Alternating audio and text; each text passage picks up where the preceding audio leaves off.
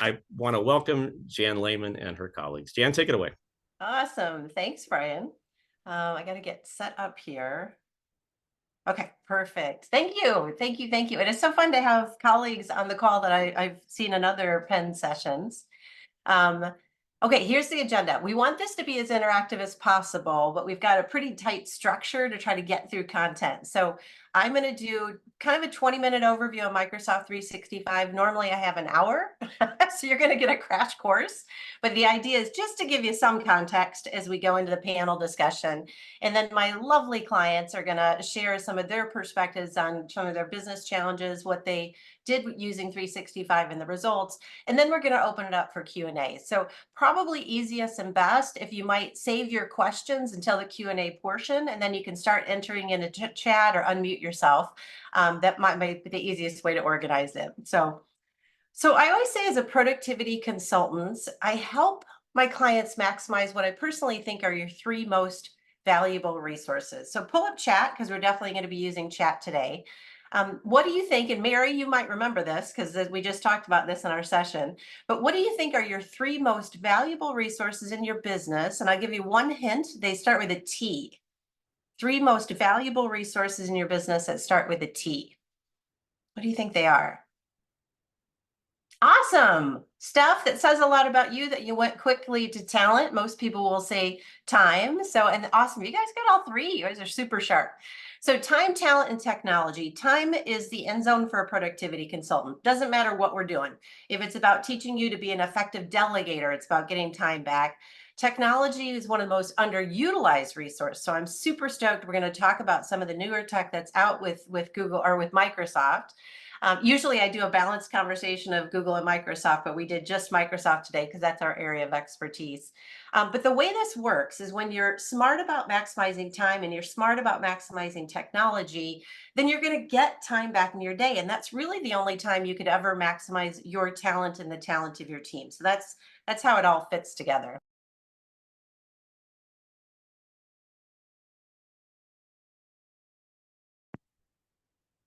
Jan, you're muted. You did. Yeah, I'm a little There click you go. happy, apparently. Thanks, Angela. Most companies use about 25% of the functionality of a piece of software like email that's been around forever. The newer technologies were probably like a 1% to 2% utilization rate.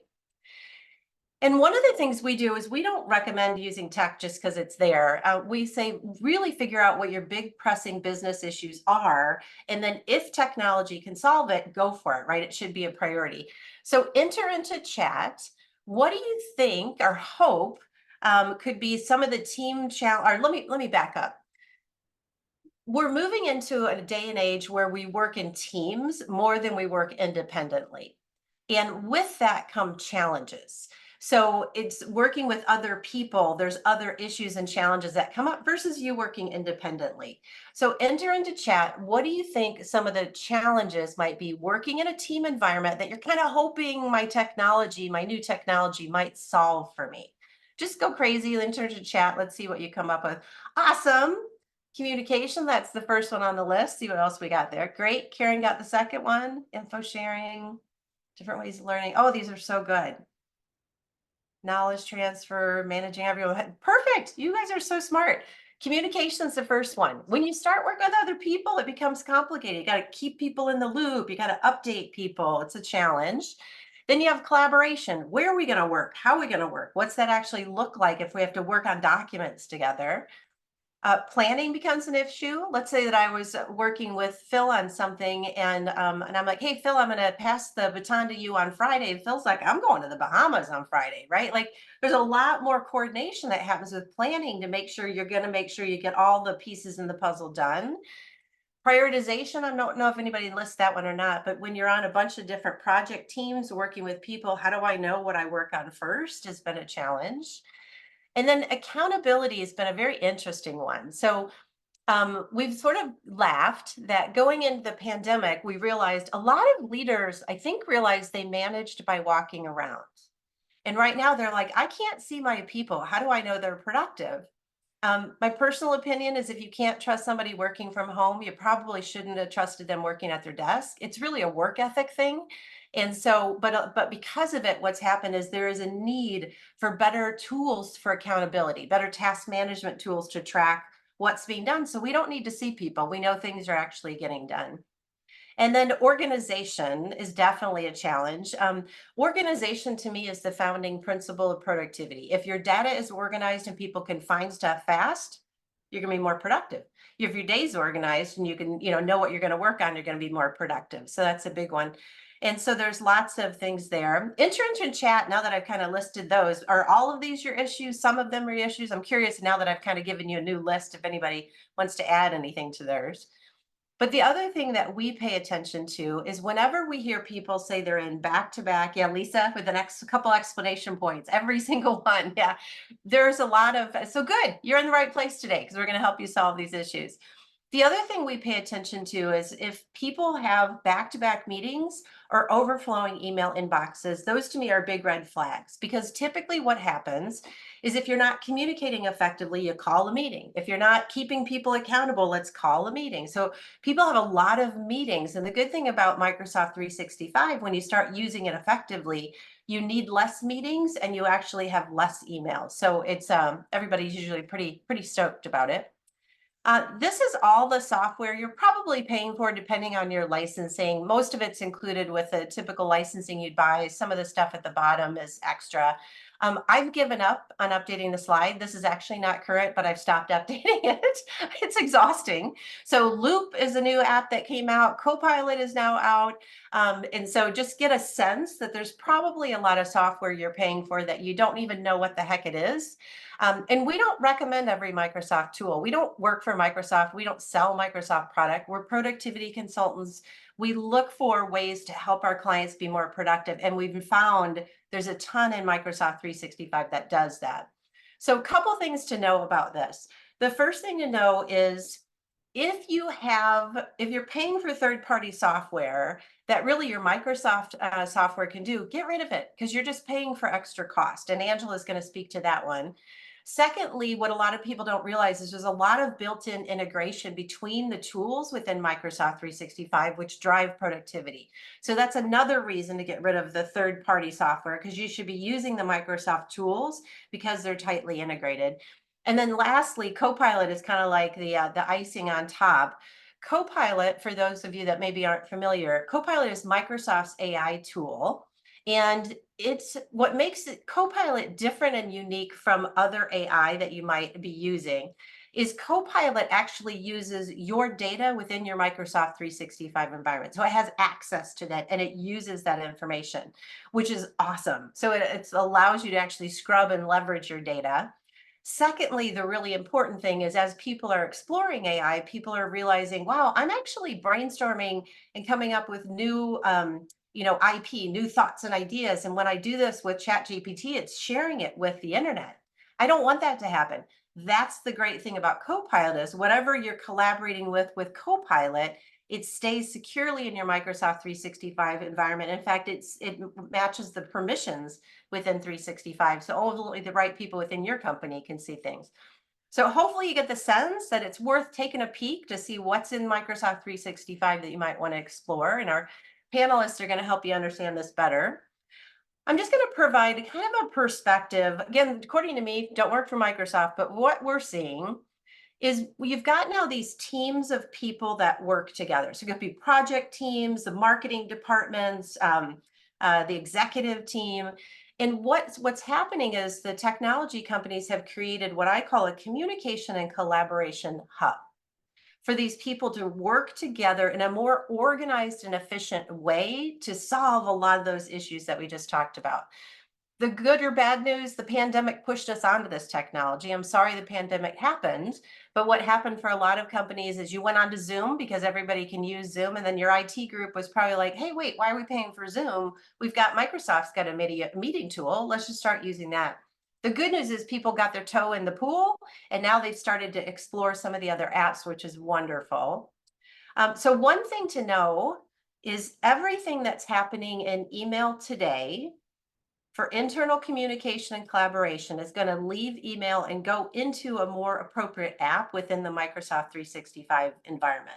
So email goes significantly down, and email becomes a tool for external communication and collaboration. This transition is also happening externally. I always recommend start internally, figure out how you're using it. But we do have some clients where we're helping them set up external communication and collaboration hubs. Because for many of you, you have a supplier or a customer you work with on a day to day basis, weekly basis, and it'd be nice to have the efficiencies of working with them more effectively too. But start internally first. The other thing to know is it's not a matter of if you're hopping on this train, it's when you're hopping on the train. I don't want to pressure you. Some people don't want to be more on the bleeding edge. It's totally fine. I would not call this bleeding edge at all right now, but there's no need to hop on right now unless you're really struggling with some of those business issues. Then I would encourage you to explore it and consider it. So a couple tools that are new that again started to get our attention around this is there's new communication tools. So enter into the chat. Is anybody using chat or channels? Those are the two new communication tools that have been introduced. One of the things that's going to happen is this is going to get a little messy before it gets better. It's going to be a little bit of a bumpy ride. But one of the things you really need to do, my recommendation is create what we call a macro organizational plan. Good. Thanks, Karen. So Karen's doing chat and channel. And yes, it's messy. Yes. So it's good people are playing and kind of getting excited about this, but you need to have what we call a macro organizational plan. What I mean by that is people are going to be confused. When do I use chat? When do I use channels? When do I use email? And let me explain what the chat and channels are. So a chat is like business texting to me. It's just a quick chit chat. A channel is a really interesting concept. A channel is, think of it as a communication channel, but you want to have channels for where you have rich, like robust processes or topics where there's a lot of conversation, there's a lot of documents people are collaborating on. And think of these channels as a place to sort of organize all of that together. So the documents and the conversation. And then let's contrast that with email. Email right now is a hodgepodge, right? You get an email about that topic or process. You get an email from HR on something, you get an email from a customer, you get a spam email. So email is a complete hodgepodge. These channels are a way of really organizing everything around that. And we love it in this highly distracted world because you can go into this channel and kind of live within the channel and not get distracted by all the other dialogue until it makes sense for you to look and see what else is going on. So that's what it is. My personal recommendation is that chat should be used for quick chit chat, maybe private chat. Maybe I'm working with Phil and I want to put somebody on a performance plan. I might have a one-on-one conversation with Phil just so it's just he and I that know it. Um, Channels are a place where you would keep robust conversations because what's happening is these channels become a knowledge base. They accumulate the information, the meaty conversations around these topics and processes. Again, let's compare it to email. Let's say that you've had somebody working at your company for years and all of these rich conversations have been happening in their email inbox. They leave the company and that goes away. When they leave the company now in this new configuration, nothing happens that stays as a centralized mailbox. You bring in their replacement and they have access to all the rich history. And search within Teams is significantly better than search even in Outlook. So hopefully I'm tempting you to kind of see maybe some of the opportunities here. The other thing is your documents should be in this space. One of the mistakes we see companies make is they'll hear about SharePoint, they'll hear the bells and whistles, and you're going to hear a little bit about that from both of our clients today. And they'll move all the documents off the network drive over to one big fat SharePoint site. It's not what you want to do. The benefit of having Teams set up properly is you want to have Teams and SharePoint set up in unison. So when you create a team, you probably don't know this, but when you create a team in Microsoft 365, it creates a SharePoint site under that team. So you create a team for your executive team, it creates the SharePoint site. You would actually want to move the documents off the network drive that the executives work with onto that SharePoint site, not a big fat SharePoint site. So it's all kind of in that communication and collaboration hub. Then you have access to other tools like digital notebooks and task management tools. Again, going back to macro organizational plan, our recommendation for OneNote, and please enter into chat if you would, if anybody's using OneNote personally or is in a team environment. But OneNote is a digital notebook. It's been around forever with Microsoft. But now we want to start thinking about using OneNote in a team environment. It's a perfect place to collaborate. But again, you're like, but when do I use OneNote versus a channel? OneNote to me is a perfect place for what we would call reference information. So meeting minutes, client notes, those sort of things. So it's like, I'm going to go back and keep referring to it. And I want it in a static place that I can see it, not in a conversation where it's like going, going away. So that might give you an example there. And then there's a number of task management tools. Planner is, or To Do, Microsoft To Do is definitely the task management tool you should be using personally because of the integration. Planner is a dumbed down version of Microsoft Project. If you've ever used that, it competes with tools like Asana, Trello, Basecamp, some of those tools if you're using those. Um, Planner is really good if you're like a department head and you want to keep track of the moving pieces and parts with your department. If you have more sophisticated needs, so let's say you want everybody in the company to be able to slice and dice data and look at things. Maybe the leader of the company just wants to know what projects are behind. The person on the project just wants to see their tasks. So you want to slice and dice that information. You actually would use SharePoint as a task management tool. You would build out an application in there. So a lot of people think SharePoint is just a data repository like Dropbox and Google Drive. It is that, but it's a whole lot more. And you're going to learn that again in the panel discussions. And then lastly, you get access to a group calendar. So, whoo, all right, that was Crash Course. Normally, I'm much more interactive and it's way more fun and we're answering questions, but we just wanted to give you a foundation because you're all probably in a different place in your learning curve. Go back and watch this recording because I talked fast, but hopefully you have a sense of maybe what's possible and we've piqued your interest. Now we're going to actually go in and introduce my panelist. And I have a couple slides and then we'll stop the screen share. So first off, I want to introduce Joyce Stupnik. I joke that I have never said her last name before. You nailed it. Good job. It's so funny, and I've known you for years. Yeah, it's so funny. Anyway, Joyce is the president and partner of an interior and architectural design firm here in the Twin Cities. They do amazing work. My book signing party was actually at their venue. And I have to say, it was like the perfect blend of form and function. So as an efficiency person, I hate wasted space. And so I love design, but I'm always like, why did they spend that whole space? Anyway, they do amazing, amazing work. And one of the things I love about Joyce, I have had the honor of coaching Joyce and a few people on her leadership team, and now we're working with them with Microsoft 365 Consulting. But one of the things that always stands out to me with Joyce is she's such a heart-based leader. And as you read her case study, you will see that she is as focused on employee experience as she is customer experience. And just because of it is building an amazing culture with lots of loyalty. And it's just a great, great place to work. So super excited to have Joyce on the call. And Joyce is going to enter into chat if she's interested, her LinkedIn profile. And Angela will do the same. So if you want to connect with them on LinkedIn. And then in the case studies, if you had a chance to read the case studies, you know this, but I'm just highlighting a couple of things in here. So just to give you perspective, the work that we did with Joyce was about a little over $20,000. The good thing about this sort of work is we're coming in just being paid as consultants to help you configure Microsoft 365, but there's no ongoing cost. You're already paying for Microsoft versus paying for other software. So that's a huge perk to be aware of. In the case study, we always just try to highlight at the end at least one part of the case study that we think is kind of cool and has some pretty impressive data. So there were lots of different things we did with Joyce, but their proposal process was a really interesting area that we revamped. We reduced the number of steps down to by 44%, automated 90% of that workflow, which is awesome. And basically reduced the timeline. It used to take 1 to 2 weeks to get the client to sign the proposal. Now we're down to days.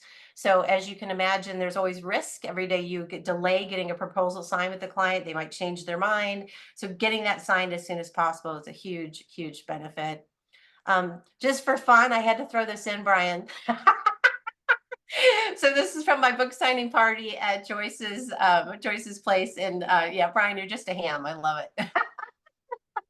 That book was right side up. I think one of the pictures I had it up. Yeah, you had another one. I couldn't grab it fast enough. I just thought of it this morning. But yeah, there's another one where it's upside down and you're with some woman doing something funny. I love it. Anyway, so welcome Joyce to our panel, and I'm going to go ahead and introduce Angela now. So Angela Belanti is with Silbernagle Group, and I have the hardest time spelling it and saying Silbernagle Group, so I got it out.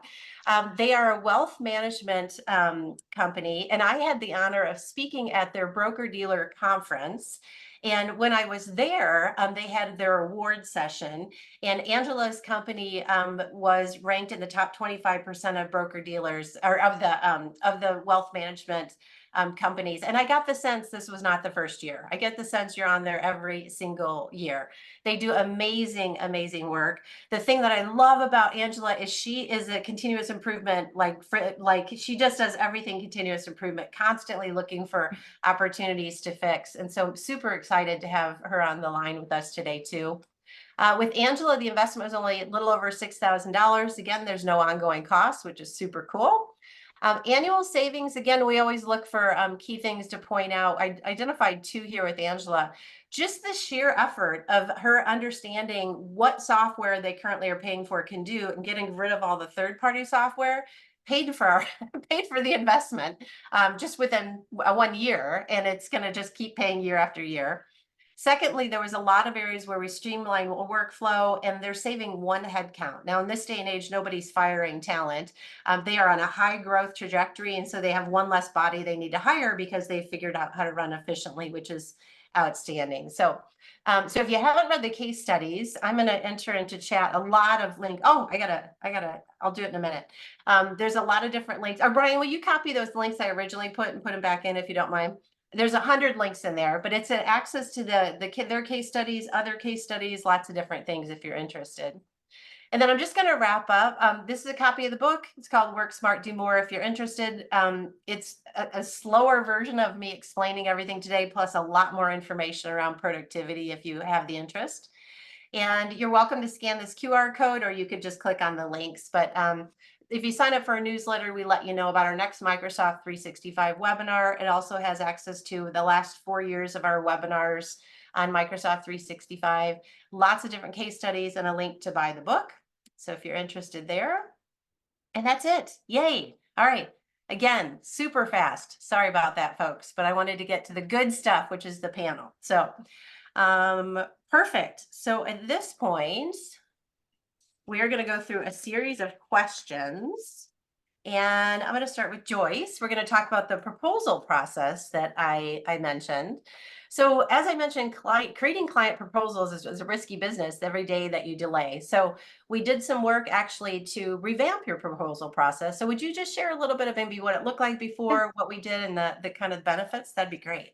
Yeah, definitely happy to, because it that I'm middle-aged now that this stuff excites me. So I'm happy to talk about proposal improvements. And as you said, it definitely is our front line to the client. It's one of the first steps of our client experience.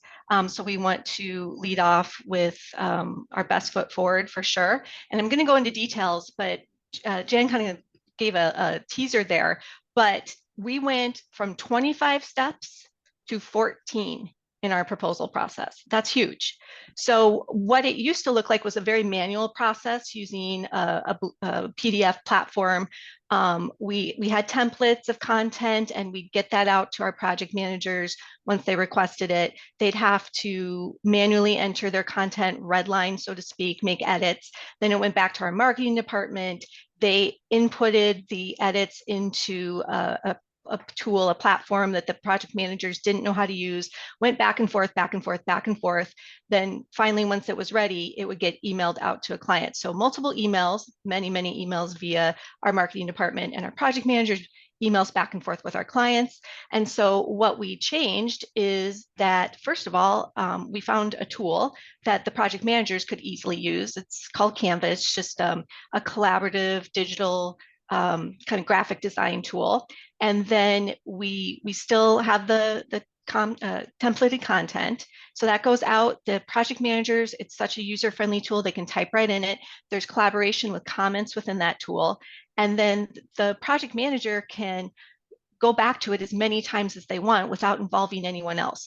Because we get a little gun shy. We're like, oh, is this the right fee? Am I ready to send it out? So they can go back as many times as they want. It's done. It gets approval and it gets a quality control read through by our marketing department. And then it goes through right into SharePoint. And there are automated statuses which trigger what happens again if it needs something changed and need to contact our marketing department. But the biggest benefit there once it goes into SharePoint is twofold. SharePoint and the automated workflows are controlling where the files go. We have 3 different sectors with multiple subsectors. And so there's an infrastructure there of how we're saving our files that has a lot of things and a lot of content. So instead of us manually doing it, and I'll say not doing it, right? Where you go to look for a file and, oh, that project manager didn't save it in the right place or save it at all. It's right where it needs to be.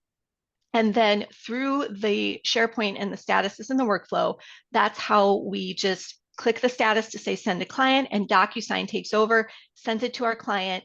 And that's a completely electronic, automated, easy process for our clients as well. And then the final benefit and caveat is it integrates our accounting department so they know when a contract is executed. So then they get a notification, the project manager gets a notification, everything's signed, everything's done, it's ready to go. And then we don't have, as a professional services firm, we're focused on billable time. We don't have time sitting there that we can't bill out. It immediately is getting put where it needs to go. So many different benefits to automating the workflow, integrating SharePoint, and having CTC help us. Awesome. Fabulous. All right, Angela. So I would say, like, if you have an industry piece of software that does amazing things, like, don't get rid of it, right? It's when your current Microsoft software can meet your needs, jump in. But sometimes there's gaps where the software can't do certain things. And often it feels to me like it's always around transparency and reporting and all that kind of stuff. So we did some work with you around helping with managing customer requests. Do you want to share a little bit of what the challenge was, what you did, and the benefits? Yeah. And so we're in the financial industry. So we have, a couple of CRMs to choose from, and none of them are bad, but none of them do everything. So one of the struggles that we've had with the one we chose, which maybe the other ones have, a better solution or whatever, but we can't filter workflows and tasks easily. So, and you can't prioritize. So it's like our team would automatically go to the calendar, okay, who's coming in, what's going on? And then they would do that client's workflows. Well, if clients weren't scheduled, those workflows would get forgotten because they're not in your face. So it just was terrible, and trying to keep up. Okay, these workflows are stacking up. We got to go through them. So we're constantly having to go through our tasks. And then the other problem that it has is if it's assigned to one person, if that person's gone, or even if they're here, no one else can see that they have 20 things and they're only going to have time for 2 today, so those things get backlogged. So now with SharePoint, and I'm not as far as Joyce is, I'm jealous of you. I can't wait to be where you are with all the automation. So we're still getting a lot of this stuff onboarded, but one thing that we have done is get a lot of our high level workflows plugged in. We still got to get like all of our steps kind of plugged in, but at least now high level, we can see everything. Everyone can see everything. And then each person can filter their view for just their day. And then it's automatically prioritized, because that's one thing that I've always struggled with is, if we have a big client and it's, a time sensitive thing, like they're selling their business, so we got to be moving on this client. It was kind of first in, first out with the old system. So now it's like, if it's a big client, I can have the system give it some rules to follow for prioritizing. And then I don't have to rely on the team, and they don't have to ask me, well, should I do this first or that first? All that stuff slows everything down. Mm-hmm. And then, time is money, and we're trying to get this stuff done for this client. So it just felt like we're constantly stressed and constantly trying to figure out what to do first. So with Jan's team, she kind of helped us figure out, okay, what do we want to have happen? And we've built out a lot of those workflows in the SharePoint tool. So yes, we have all of our documents stored in there too, but it's got this whole extra side of the system that is my favorite part of all Microsoft. So it's lists, and we use it for just about everything now. Perfect. Awesome, Angela. Okay.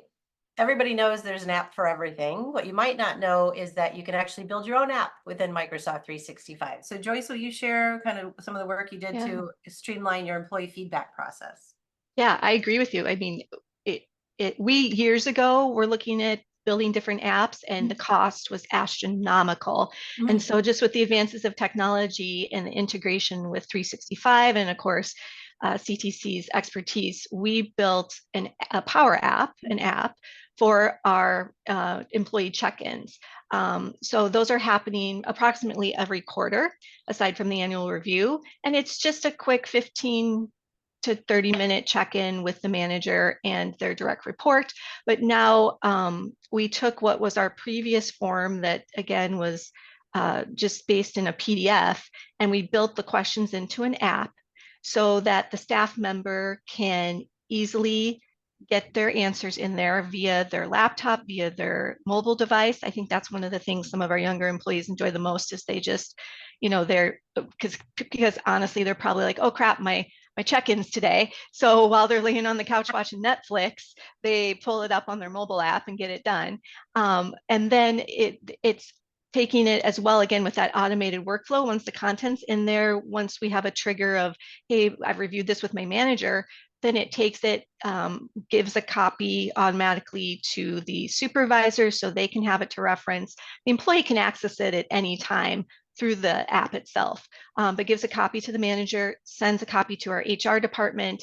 And then again, it's putting files in the correct spot instead of that being done manually, which one of our biggest focuses is let's have our people spend their time on the places that are of most value in their role.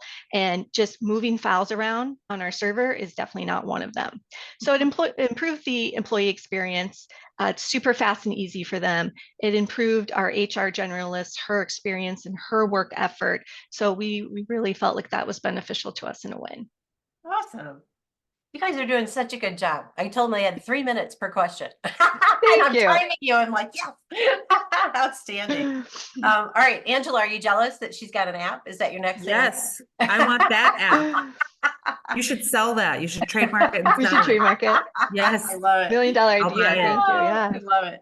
All right. So next thing up, we've already hinted at the fact that get rid of existing or third-party software if you've got existing software with Microsoft. Angela, will you tell a little bit about your ahas during that, maybe what you got rid of and started using?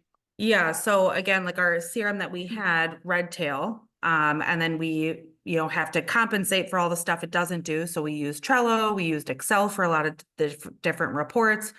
Yeah, we used a lot of emails. We used to have a lot of meetings, death by 1,000 meetings. And we used another platform. We're on EOS. I don't know if any of you guys know that. It's like a business management program. So we use the EOS software. Not that that's bad. It's still probably really good, but we've used Planner for that. We used to use Trello for managing our tax clients, and during tax season, things get crazy and you need a system that can move fast and keep things on track. And Redtail doesn't do that for us. We have a separate phone system. Well, now we can use Teams for all of that. We were using Zoom, and we still have Zoom because some of our clients are older and are used to it. And, with COVID, everyone's just used to it. But we at least got 70% of our team off of Zoom. We only need a couple of accounts instead of 20, which it's like $15 per person. So there's so many more too. And then the other thing I would say, it's not just that you're eliminating those tools. It's you're eliminating a password. How many times you have to reset your password? Is that not the most frustrating thing in the world? And then especially like shared passwords for shared accounts. It's like if someone changes the password, you go in, it's like it just drives me nuts. So it's once you're logged into Microsoft, you're logged into everything and everything's linked and everything's connected. So it's not even just the cost of the software. I would pay for the software if that made the most sense, but it's like the logins and just the extra time it takes to log in. That's a couple minutes a day to log into 10 different programs. Every time you onboard someone new, you have to set them up in 10 different accounts at least. It's insane. So even like onboarding our team, it used to take me hours and hours to get them set up and everything. And now it takes me maybe like 2 hours. So it's just the time also on top of like, yeah, I like saving the money too. Awesome. Well, now I'm jealous, Angela, because I want to ditch our phone system and just use Teams. So we obviously need to talk more. I love it. All right, last one. We'll do this one really fast, and we're going to open up for Q&A. So I've talked about kind of when chat and channel might be used. Joyce, will you share maybe how you use chat and channels to improve team communication? Yeah, in general, we are very, I'll call it channel centric. And we have some, we call them rules of engagement, of the expectations around how we use the headers, how the flow of communication goes, and then how we are storing our files on some of those channels so that employees have very quick and easy access to them. But I think the best example of a successful way that we have used the chat and the channels is we have a quality control process. And in our business, we produce construction documents that get reviewed, and then they also need the review and signature of a licensed architect so that we can get a permit. And we do a ton of projects in 1 week. So having 2 people who are heading up the quality control and who are signing architects, trying to keep track of the millions of projects that are going through our office at any given time, that it was getting hard. The communication, which I know Jan brought up earlier, and a lot of people said in the chat, the communication was tricky, the collaboration was tricky. We are a hybrid company, so we're not all in the office all at the same time and not all together every day of the week. So we created this quality control channel. And again, those rules of engagement said you have to tell us what you're talking about. So what project, give us these definitive pieces of data, and then it goes from there. And every piece of discussion around that project through the quality control process with the licensed architect, any question they have, any conversation we have with the city, anything of that nature gets documented in that chat. So it's in one location that everybody knows we go back to this and re-reference it. It's increased the communication, it's increased the collaboration, it's increased the speed of getting issues resolved. To me, that was one of the best use cases that we've found. And then I think, Jan, you mentioned if you don't have eyes on people, how do you manage them? And totally agree with you, like it's a trust thing, but it just allows us to all know what's going on, right? The supervisor, the project manager, the director of operations, the architect, the staff member.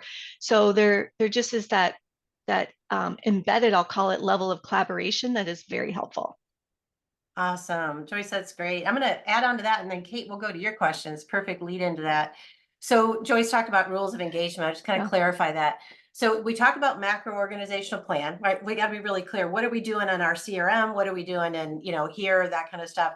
Rules of engagement are what we call kind of like your internal operations manual. It's really important you define exactly how people are using the tools. Are meeting minutes going in OneNote? Are meeting minutes going in Word documents, right? So it's getting into a more finite level of specifically how to use the tools. Because again, 100 different ways to do everything. That alone helps significantly, Kate, with adoption, that people have clarity on what they're doing. But the adoption is your biggest struggle. So it's easy to install the software. That's easy. It takes a bit, certainly, to figure out the best way to use it. But adoption is the hardest piece. So some recommendations there is we always recommend you have a pilot group that's figuring out the ways that you should use the tools. What are our macro organizational plans? What are our rules of engagement? And those people should not just be kind of like techies that like playing. They should be people that have influence in your company. They should be internal champions. And what's going to happen is they're going to be talking in the hallways about things like, oh my gosh, I have 75% less email. And people are going to be like, what? How'd you do that? Can we be the next department to get onto the team's environment? So it's a bit of a marketing strategy, quite honestly. Then another layer that we find you need is we always recommend one-on-one training. It is very common that we do a group training session, offer one-on-one training, and people will sign up for it. And inevitably people will say, Jan, I'm scared of the cloud. I'm in charge of our financial numbers and I don't want to put it out there. But one-on-one, we can have this honest conversation, explain how security works, get them more comfortable, and they'll get over the hump. Then quite honestly, though, you're going to end up with like 10 to 20% of the curmudgeons that just don't ever want to change. And that's when leaders just need to introduce tough love and be like, hey, I'm not responding to your email anymore. You got to come over and join us on the channel. So hopefully, Kate, that maybe gives you some sense. And if not, ask again, and we'll have Joyce and some others chime in. Phil, did you see a reduction in the number of emails when you moved your communication on project and operation level to teams? Joyce, you want to take that one? Oh, definitely. I had to be honest with you, I had to kind of shift my mindset of why am I not getting so many emails? Like, am I not busy? Am I not doing my job right? Like, why don't I have more emails? Yes. So it definitely switched to the Teams chats and the Teams channels. And I just had to kind of make that brain shift on my own. But it's a huge improvement because it, to me, works like my brain works, right? Here's this header and here's all the associated things below it. And then the other thing I would say is training your staff, training yourself to search efficiently and effectively in Teams is also critical, because you will just get to a point where you have a lot of content there, and you just need to learn how to search effectively so that you can get to it quickly. Awesome. Dan, I'm going to answer your question. And if anybody, please panelists, if you want to chime in on anything. Dan's asking the question about, is there a way of kind of introducing fun? I think one of my favorite things, and it's been an interesting observation, is the introduction of using emojis in communication. The younger generation grew up with it. They love it. So they think email is outdated for sure. And but what I love about it is if you think about your remote workforce, you can't see people at the water cooler like we used to. You don't know if they're having a good day or a bad day. So one of the things I love is when I, post something in a chat or a channel, and my team members not just send back like a thumbs up, but they send like the excited emoji, or they'll send a GIF with like, what, rock star. Like, you get a sense of how they feel about it, and it makes it really fun. So that would be one piece. Clients as well have created like social channels. So you know how you have the people that want to talk about like, hey, I brought in cookies, and other people are like, I don't want to know about cookies. Like, there's ways of creating channels that's kind of that hallway chit chat for the people that are interested in it. Angela, Joyce, anything? I don't know if you've done anything there to leverage fun with the new tech. That's what I was going to say. I throw an emoji in, throw gifts are our bread and butter. We really pride ourselves on, oh, that was a good gift, where, I got to top that. That was a really good one that they found for that conversation. So it does. It just makes it fun and brings a sense of humor to the day. Yeah, and I was gonna say, like, on the other hand, like, you don't want to make remote people jealous when there are cookies. So we have an on-site channel. So like, we only tell the people who can actually have the cookies. Nice. That helps too. That's true. So Mary's asking, I'm not understanding how a channel is different from a project chat group. Joyce, do you want to add some clarity there? Well, I guess if I'm understanding correctly, maybe the ambiguous part of it is that you have chat in Teams, which can be just with a one-on-one situation, or certainly with more than one person. But then when you have a channel, it has a message, aka chat function as well. And really the difference is who is able to see that. And to Jan's earlier point, is it something that either when I put something on a channel, is it something that I want documented for the whole team to see? That's one of my criteria. It may not be an action item or immediately pertinent to someone, but I either want them to have an awareness, or I want them to be able to go back and see it. And so I put it on a channel. If it's something like, hey, did you get that done? Or hey, did you, I don't know, hey, did you see so-and-so client said this, can you make sure you just take care of that email today or that request today?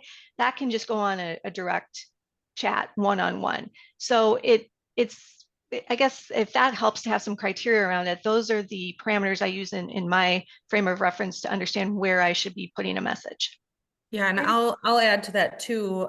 We have channels for specific topics, and then one benefit is channels you can link the appropriate documents or other apps. Like, we have every team has an L10 in their planner, so their meeting agenda. So we have the meeting agenda linked in their general chat, and then we've got our budgeting chat. We've got our finance people on there. So we link the current budget, the draft of the next year's budget, an expense breakdown for this section.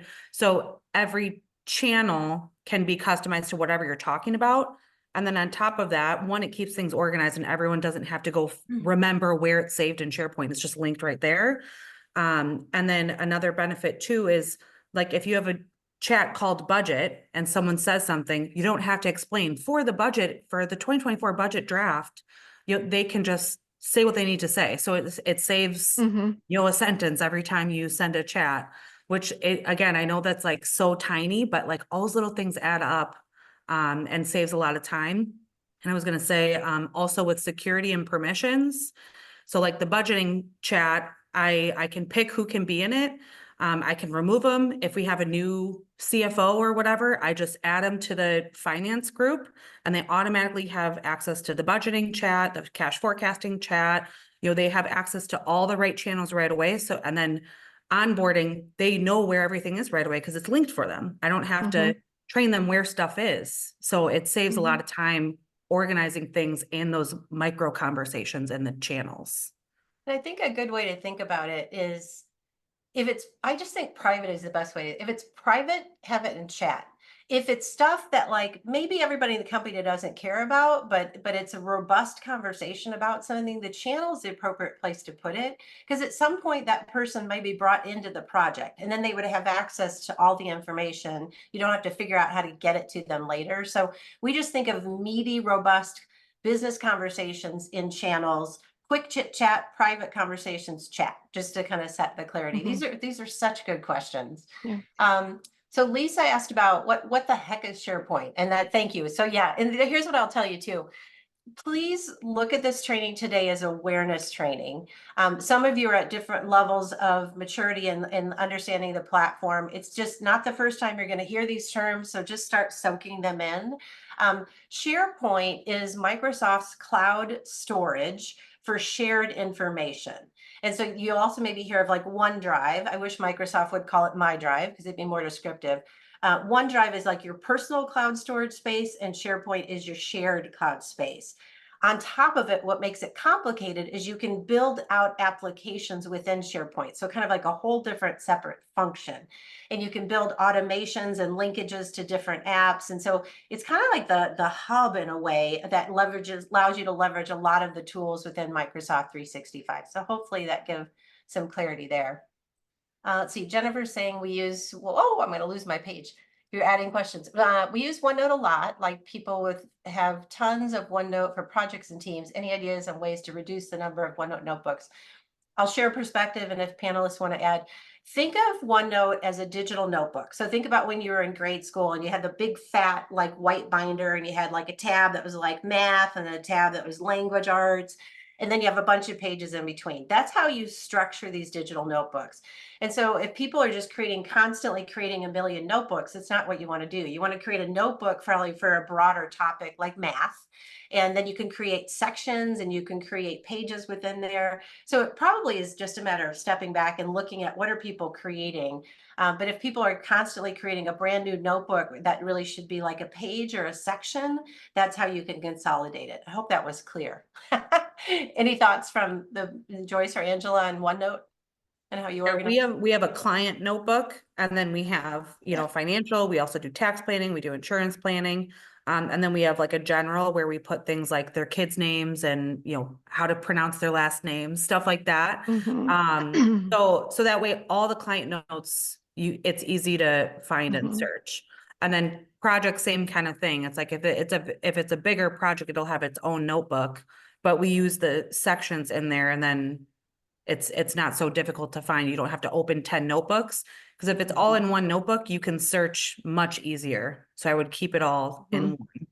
Yeah, I would agree with Angela. It's about the hierarchical structure, right? Here's the main reason we have this notebook, and here are the subheadings. So here are all our team's projects, and then every client goes in there so that it's not individual notebooks, it's just sections in that notebook. So I'm going to respond to Brian's question, and Joyce, Lisa has a question for you if you want to read that in chat and be ready. So Brian's saying not a late adapter. Basically, things are kind of a mess. I guess the thing I would tell you is that's why you have to be really clear on what tools people are using for what. Don't let people go rogue, because then it gets the mess. Like everybody's responding in different communication tools. So at the beginning, I think it's okay people are playing, because we want people to be like, ah, this is cool, and get some excitement going. But then you want to step in and add some clarity. And again, the pilot group is the one that's then reining it all in and saying, like, this is how we're going to use OneNote, right? Meeting minutes are going here. They're not going on a Word document. So it's this matter of really framing up, again, kind of your rules of engagement, your operations manual, and how to use it.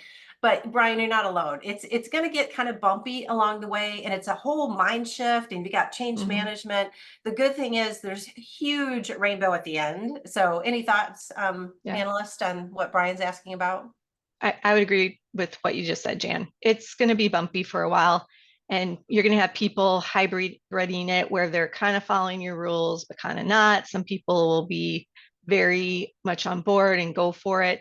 But truly over time, it does make a huge difference. And it's, to quote you, less noise, because it'll just start to group organically a little bit together and get and make things more succinct, in my opinion. Yeah, and I would say you need one person to make sure they understand overall of what's going to happen in your company. So we have Erin on our team who's really good with technology, but she helped, and that's why we hired Jan, because it's like if I just click around, I mean, there's 100,000 options and ways to use it, and so Jan really need, okay, here's 3 different ways we could do it. So she kind of explained stuff to me so I understood it, because like I couldn't understand OneDrive versus SharePoint for the life of me, because it seemed the same, but it's different and people were using both. So yeah, you can give people time to explore and have fun with different things, but it was also nice to have Erin figure everything out for us, because there's a lot of people on our team that are, you know, kind of stuck in their ways. And it's like, I know my team, and I know if I just say, oh, start using it, they won't, and they'll hate it. So they wanted proof that it's going to work, and they wanted to see the process. They want to know it's all figured out for them and it's going to work. So that's kind of our approach on how we did it. And we're in the financial industry, and we have a lot of people that know you can't make mistakes, and we have a lot of those types of people. So for our team, we really had to figure it out and do it right the first time. So that's why we hired Jan, and that was very helpful. All right, they're not supposed to be plugging me, Brian. I told them not to. But, all right, thanks, ladies. Okay, so great question from Val.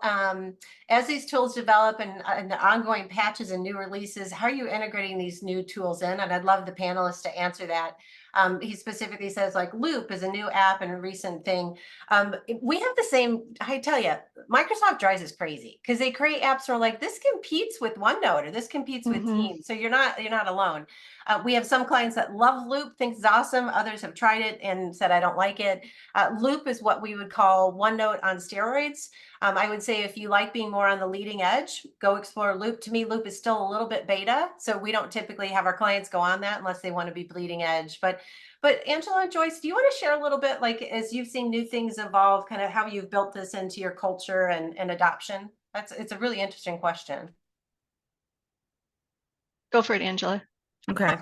That means Joyce doesn't have a good answer. Yeah. No, I just noticed I keep jumping in first and I feel bad. I don't want No, that's okay, because I like having time to think, but I'll go first.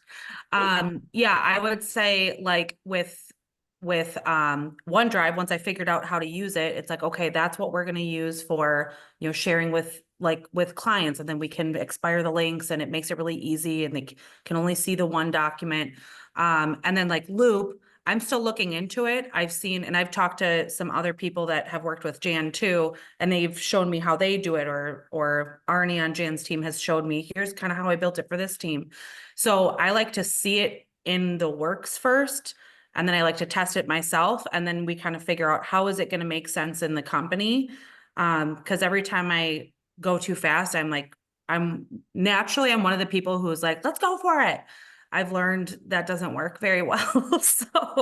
So I always like to dig into it, see how other people are using it, and then kind of figure out how it's going to work. So like Loop right now, I've seen it work. It looks really cool, but there's a lot that I don't understand yet, and it looks really messy to me. So I'm not using it yet, but I am looking into it. But like Planner made a lot of sense, and I understand, okay, if you put a to-do in the planner, you can assign it to a person, and I know that it's going to show up on my to-do list if it's assigned to me, but I can still go in Planner and see everyone else's to-dos.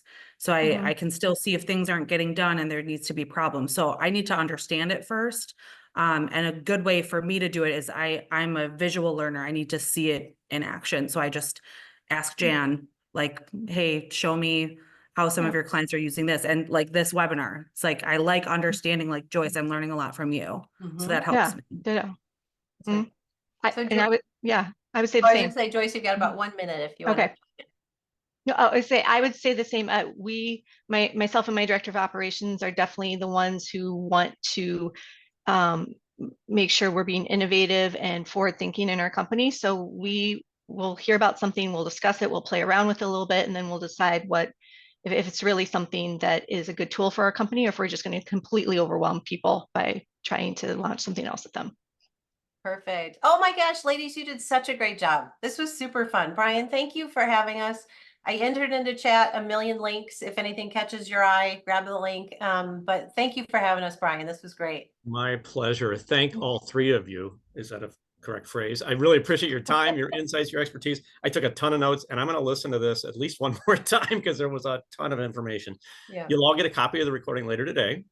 You'll get a copy of the slides, and I am going to take a screenshot or capture all of your links there, Jan, as well as the LinkedIn chats from Joyce and Angela. So if you want to connect with any of the three of them after today to continue your discussion, they've made that available too. Thank you for your time and insights. Thanks everybody for joining us. We'll see you in a couple of weeks in the fall for a discussion on artificial intelligence. Take care, everybody. Thank you. Thank you.